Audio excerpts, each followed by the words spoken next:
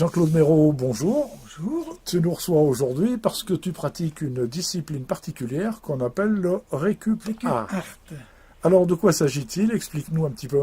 Eh bien, il s'agit, au cours de mes promenades, de ramener différents objets, comme vous pouvez voir un petit peu autour de moi et comme j'ai sur les genoux.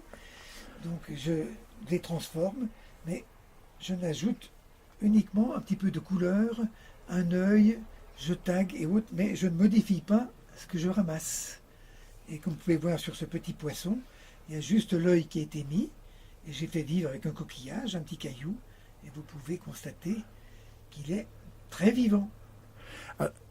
Ce récup art, c'est à partir d'objets récupérés dans la nature ou d'objets manufacturés? Non, uniquement récupérés dans la nature au cours de notre promenade.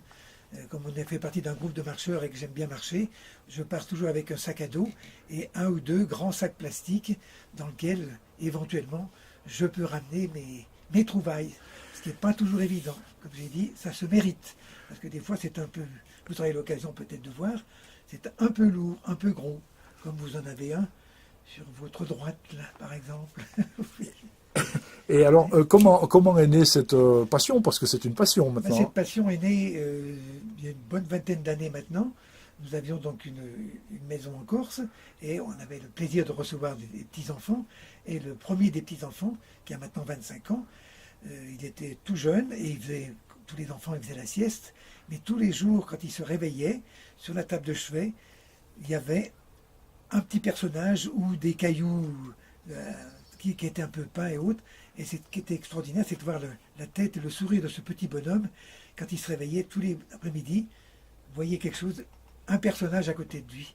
Donc ça m'a donné l'idée et ensuite j'ai continué, non pas à faire ce que je fais maintenant, mais c'était uniquement des cailloux peints ou alors des petits objets que je fabriquais.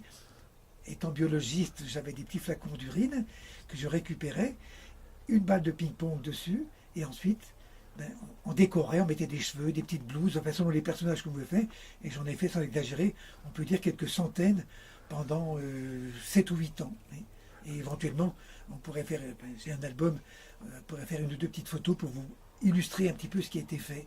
Et ensuite, les enfants grandissant, ils m'ont aidé dans ce petit atelier d'été, parce que j'ai un grand garage là-bas dans lequel on travaille à la mauvaise saison, mais ils étaient là, dès qu'ils arrivaient, pistolet à colle, les bombes pour colorer un petit peu, et on venait passer une heure ou deux dans cette petite pièce, et bon, vous aurez l'occasion de voir un petit peu tout ce qui s'est fait, et ce qui se fait encore, puisque c'est mon plaisir encore maintenant, de me balader, et puis de ramener différents objets. Et même mes copains maintenant, quand ils se promènent, trouvent un morceau de bois, ou quelque chose qui évoque un animal ou autre, ils disent ça c'est pour Jean-Claude.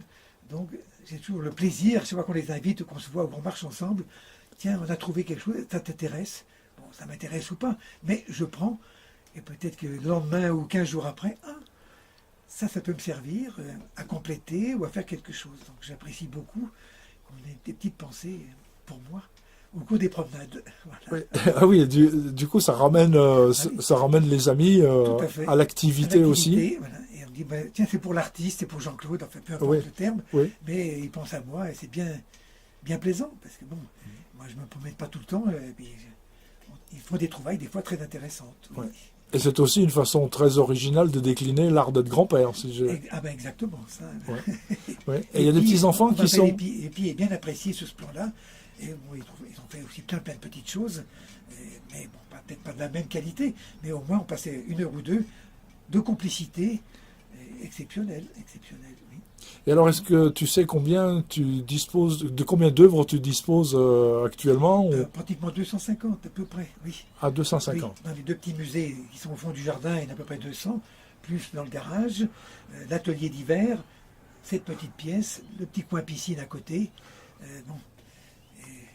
J'aurais presque voulu faire un troisième musée. Mon épouse est un petit peu opposée. Elle n'a peut-être pas tort non plus. Et ce sont des œuvres que tu conserves pour ton propre usage, pour ton propre plaisir. Voilà. Pas de vente ou de... Non. De temps en temps, j'en ai emmené, comme cette année, j'en ai emmené au Restaurant du Cœur pour décorer un petit peu les étagères et autres. Quelques personnes en ont emmené, parce que un coup de foudre, j'ai dit, ça vous fait plaisir, vous emmenez ça fait une deuxième vie ou une troisième vie à tous ces objets. Ah, oui. Donc bien sympa. Oui. Et chaque année, je m'occupe aussi de la décoration des Restos du Cœur. Et ça fait, mettons, 10 ans ou 15 ans. Enfin, moi, ça fait depuis 2002 que j'y suis. Donc 17 ans que j'y suis et pratiquement plus d'une dizaine d'années. Chaque année, je renouvelle un peu le décor, les grands panneaux. Enfin bon, donc c'est apprécié par moi-même, parce que moi j'aime ça. C'est pas pour me mettre en valeur, mais ça me distrait, ça me passe le temps. Et puis bon, j'avoue que c'est des choses qui sont pas courantes. Donc ça fait plaisir aux gens, aux bénévoles et aux bénéficiaires. Ils sont contents de voir un petit peu. On explique un peu comment on fait, quitte à transmettre à leurs propres enfants aussi. C'est un côté, ça coûte rien, c'est que des choses de récupération. Bon, il faut s'offrir les bombes, des choses comme ça, ou le pistolet à colle, mais c'est raisonnable comme dépense par rapport au plaisir que les parents ou les enfants peuvent trouver quand même. J'estime. Hein. Alors, on voit autour de nous de nombreuses scènes de la vie. Ce sont des scènes de vie, vraiment, qui représentent essentiellement des animaux, des animaux, des oiseaux. Oui, ben, des oiseaux, des animaux, oiseaux ou comment? Des poissons. Des poissons. Je vois des poissons. Beaucoup de poissons, une baleine, un dauphin. Enfin, j'ai l'occasion de voir ça si on les filme. Et puis, je trouve aussi des cailloux. Il y en a derrière nous, là aussi. Et on met juste un œil et on a comme un canard, ça exprime. Rien qu'en ajoutant un peu de couleur et un œil, ça donne de la vie. Ben, comme vous avez vu là, ou comme vous avez sur ce. Je pense que tout le monde va reconnaître quand même l'hippocampe, dans lequel je n'ai fait que mettre en couleur l'œil et le coller sur. Ah oui, un magnifique hippocampe. Et voilà. Ouais. Mais rien n'est trafiqué, juste l'œil qui était peint. Donc la branche était comme ça à l'origine. C'est ça qui est exceptionnel. Oui. Ouais. Et le poisson aussi, comme ça, au bord de l'eau. Voilà. Ouais. Vivant, oui. Et comme plein de petites choses qui sont tout autour de vous, petites ou grosses.